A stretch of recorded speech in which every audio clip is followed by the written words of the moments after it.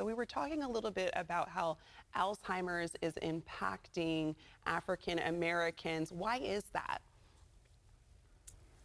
Well, we're learning much about Alzheimer's disease due to a lot of intensive research that we've spent.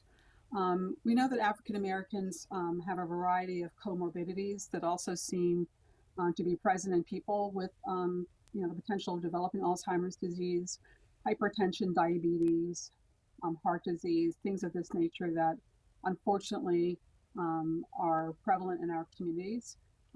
Other lifestyle issues, social determinants of health, the environment, lack of water, good nutrition, a lot of different things are impacting the increase that we see, not just in the Black community, but in all communities across America.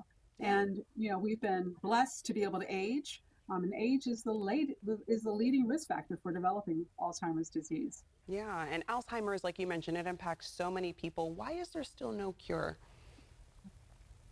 We are researching opportunities and learning more about what is effective in Alzheimer's disease. One of the things that's very exciting is that we had not had a new treatment for Alzheimer's disease in about 17 years, and in this last year we have seen two new treatments approved by FDA, the Food and Drug Administration.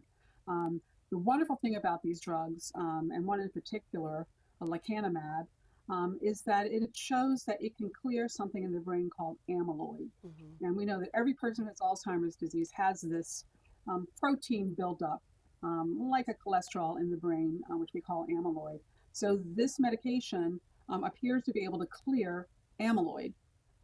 It was approved by the FDA for use in people who already have some cognitive impairment. And now we are trying to get ahead of Alzheimer's disease by seeing if we can go even younger. Alzheimer's disease often starts in the brain with changes that are subtle but can be seen.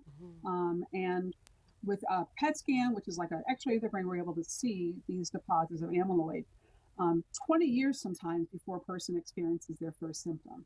So the AHEAD study, it's aheadstudy.org is where you can get information, is trying to get ahead of Alzheimer's. Can we actually, in people age 55 and older, prevent Alzheimer's disease or slow the progress of the disease to give people more time to live in a healthy way and perhaps never go on to develop Alzheimer's disease?